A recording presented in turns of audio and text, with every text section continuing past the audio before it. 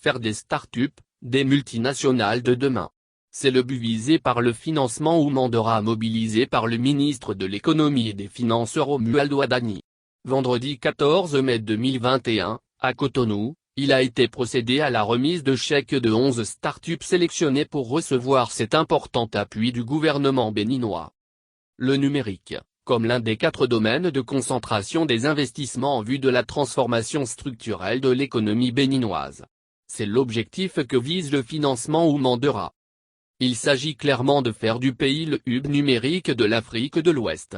Convaincu du fait que financer les start-up aujourd'hui, c'est travailler à mettre sur pied au Bénin des multinationales de demain, donc assurer le développement économique du pays, le ministre de l'économie et des finances Romuald Wadhani, sous l'impulsion du chef de l'État Patrice Talon, a travaillé à la mobilisation des ressources pour mettre à la disposition de des jeunes entreprises qui opèrent par le numérique.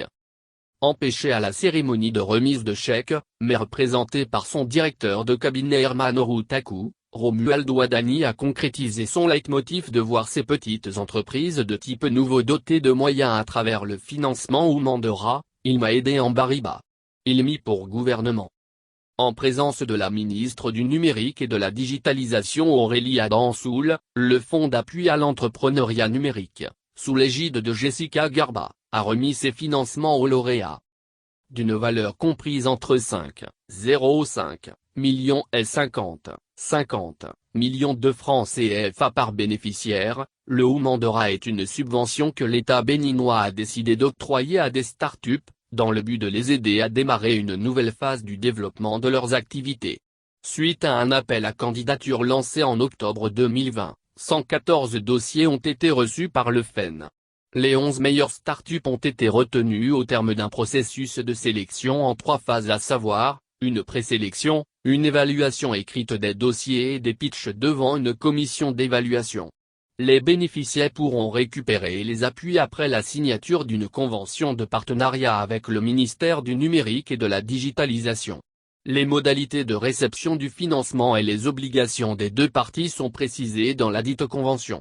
Les start-up lauréates entreront, en effet, dans un programme local d'accélération pour peaufiner leurs projets en vue de recevoir leurs financements respectifs. Herman Orutaku, directeur de cabinet du ministre de l'économie et des finances, a, au nom du ministre, rappelé que le développement des start-up béninoises est au cœur des préoccupations du gouvernement.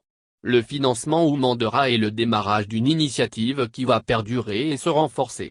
Il y a 1 milliard de francs CFA qui est prévu dans le budget national pour les start-up, a-t-il poursuivi. Les start-up médicales, BFT, Fedapay, Gounou, Ilomi, TIC Agrobusiness, Ola Medical Service, Africa Puzzle, Jinuka, Medom Benin, Techshita Engineering, lauréates du financement ou Mandera, ont, à travers leur porte-parole, Amo Avos, promoteur de BFT, remercié le gouvernement pour ces subventions qui, au-delà du numéraire, constituent une reconnaissance et un encouragement de l'État pour leur développement dans la sous-région et à l'international.